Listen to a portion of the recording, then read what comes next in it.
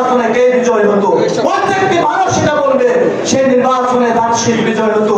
বেগম খালেদা জিয়া বাংলাদেশের আরো 3 বারের প্রধানমন্ত্রী হতেন, এই কথা একটি মানুষ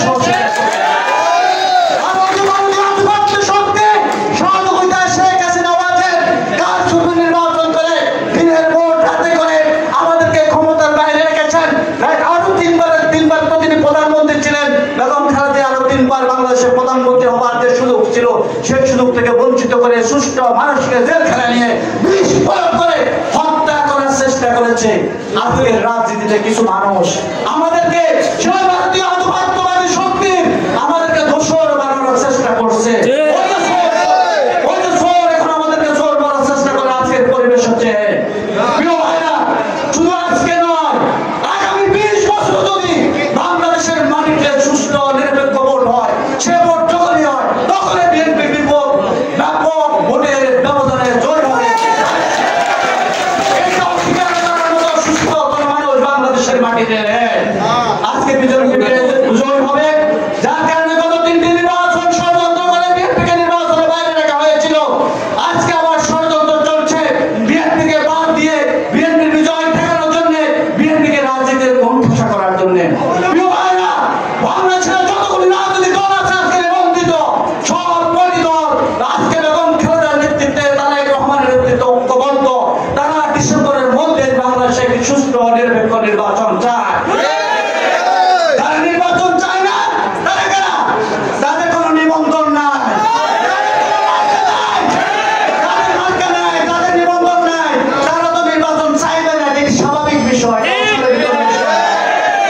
শুধু তাই নয়, আজকে বাংলাদেশের বিএনপির পাশাপাশি একটি দল আছে যাদেরকে বিবেচনা নেওয়া যায়, সেটা হচ্ছে জামাতে ইসলামী। তারাও শুধু তো বলেছে তারা ডিসেম্বর মধ্যে নির্বাচন চায়, তারপরে বলেছে তারা জানুয়ারির মধ্যে নির্বাচন চায়, তারপর বলেছে ফেব্রুয়ারির মধ্যে নির্বাচন চায়, তারপরে বলেছে মার্চের ভিতরে নির্বাচন দিতে হবে। পরিবেশ নাই, তাহলে কি প্রমাণ হয়? এনসিপি ছাড়া বাংলাদেশের প্রত্যেকটি দল নির্বাচন চায়, কিন্তু বিএনপির কথা যখন আসে বলতে থাকে কিছু অপপ্রচারকারী কিছু পেট ব্যবহার করে যে বিএনপি শুধু নির্বাচন চায়, বাংলা চাকরিও নির্বাচন চায় না। যারা নির্বাচন চায় না তারা তো ভারতীয় আধিপত্যবাদের দোষর, যারা নির্বাচন চায় না তারা তো সুরেশারের দোষর, সুরেশারের নির্বাচন ছাড়া কোনো সুরেশারকে তো কেন যায় না। আজকে তারা নির্বাচনে ষড়যন্ত্র করছে।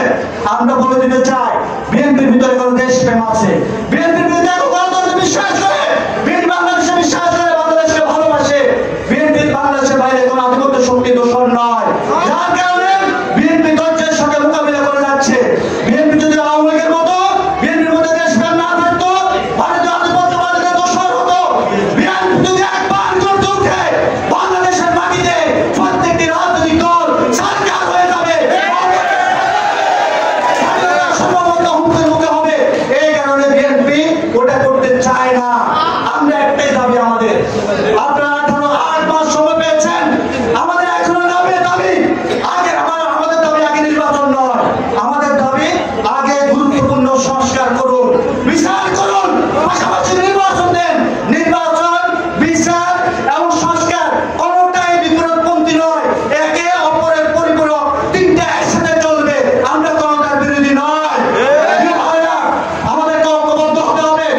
ওই জাতীয় রাজনীতিতে একটা দোষর আছে, স্থানীয় রাজনীতি তো এখন অনেকে যারা চোর তারা অন্যদেরকে চোর বানানোর চেষ্টা করে যাচ্ছে, যারা সন্ত্রাসী চাঁদাবাজি করে, তারা আবার বেকারি দিকে দলের বিরোধী কর্মীদেরকে বিতর্ক করার কৌশল নিয়েছে জাতীয় রাজনীতির মতোই।